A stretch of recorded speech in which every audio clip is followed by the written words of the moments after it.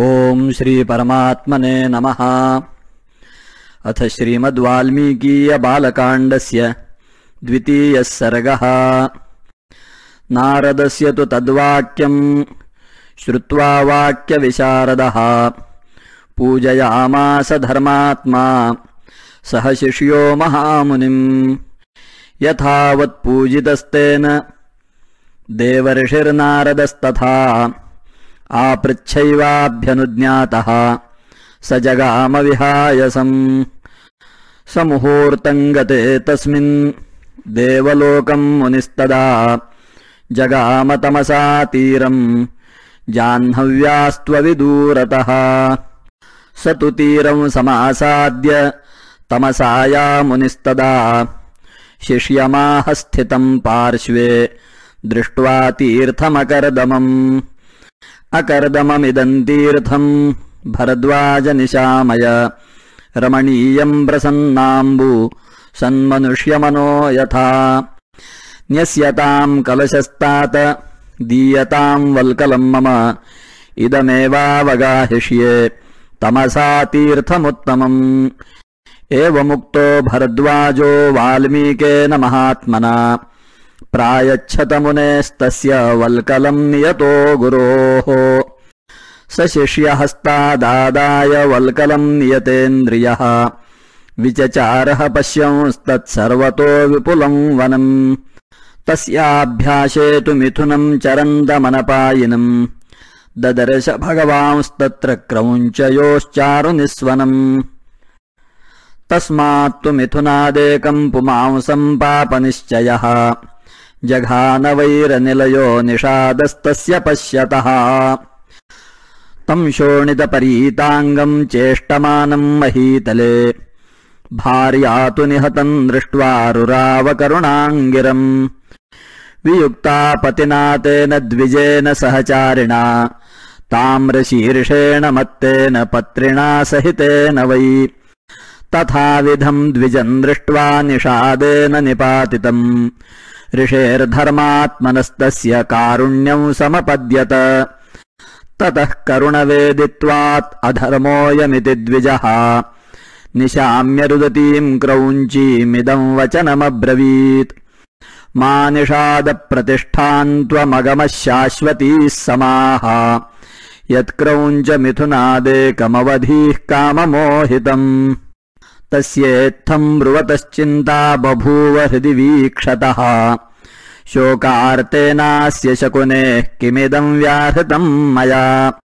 चिन्तयन् स महाप्राज्ञश्चकारमतिमान्मतिम् शिष्यं चैवाब्रवीद्वाक्यमिदं स मुनिपुङ्गवः। पादबद्धोऽक्षरसमस्तन्द्रीलयसमन्वितः शोकार्तस्य प्रवृत्तो मे श्लोको भवतु नान्यथा। शिष्यस्तु तस्य ब्रुवतो मुनेर्वाक्यमनुत्तमम् प्रतिजग्राह सन्तुष्टस्तस्य तुष्टो भवन्मुनिः। सोऽभिषेकं ततः कृत्वा तीर्थे तस्मिन् यथाविधि तमेव चिन्तयन्नर्थमुपावर्तत वै मुनिः। भरद्वाजस्ततः शिष्यो विनीतः श्रुतवान् गुरोः कलशं पूर्णमादाय पृष्ठतोऽनुजगामः। स प्रविश्याश्रमपदं शिष्येण सह धर्मवित् उपविष्टः कथाश्चान्याश्चकार ध्यानमास्थितः। आजगाम ततो ब्रह्मा लोककर्ता स्वयं प्रभुः चतुर्मुखो महातेजाद्द्रष्टुं तं मुनिपुङ्गवम्। वाल्मीकिरथतं दृष्ट्वा सहसोत्थाय वाग्यतः प्राञ्जलिः प्रयतो भूत्वा तस्थौ परमविस्मितः। पूजयामास तं देवं पाद्यार्घ्यासनवन्दनैः प्रणम्य विधिवच्चैनं पृष्ट्वा चैव निरामयम्।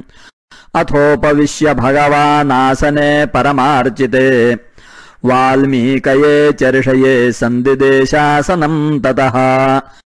ब्रह्मणा समनुज्ञातः सोऽप्युपाविशदासने उपविष्टे तदा तस्मिन् साक्षाल्लोकपितामहे। तद्गतेनैव मनसा वाल्मीकिर्ध्यानमास्थितः पापात्मना कृतं कष्टं वैरग्रहणबुद्धिना।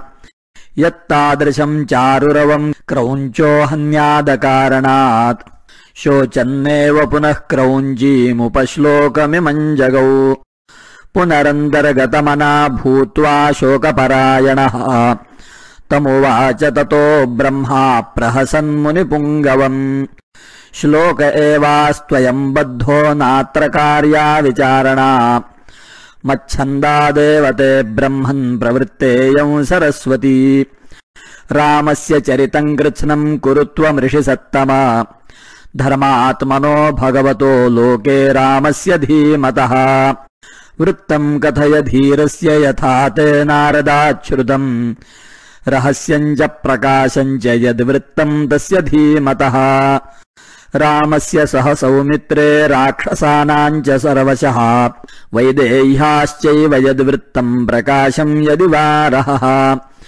तच्चाप्यविदितं सर्वं विदितं ते भविष्यति न ते वागनृता काव्ये काचिदत्र भविष्यति कुरु रामकथां पुण्यां श्लोकबद्धां मनोरमां यावत् स्थास्यन्ति गिरयः सरितश्च महीतले तावद्रामायणकथा लोकेषु प्रचरिष्यति यावद्रामस्य च कथा त्वत्कृता प्रचरिष्यति तावदूर्ध्वमधश्च त्वं मल्लोकेषु निवत्स्यसि इत्युक्त्वा भगवान् ब्रह्मा तत्रैवान्तरधीयत ततः स शिष्यो भगवान् मुनिर्विस्मयमाययौ तस्य शिष्यास्ततः सर्वे जगुश्लोकमिमं पुनः मुहुर्मुहुः प्रीयमाणाः प्राहुश्च भृशविस्मिताः समाक्षरैश्चतुर्भिर्यः पादैर्गीतो महात्मना सोऽनुव्याहरणाद् भूयः शोकश्लोकत्वमागतः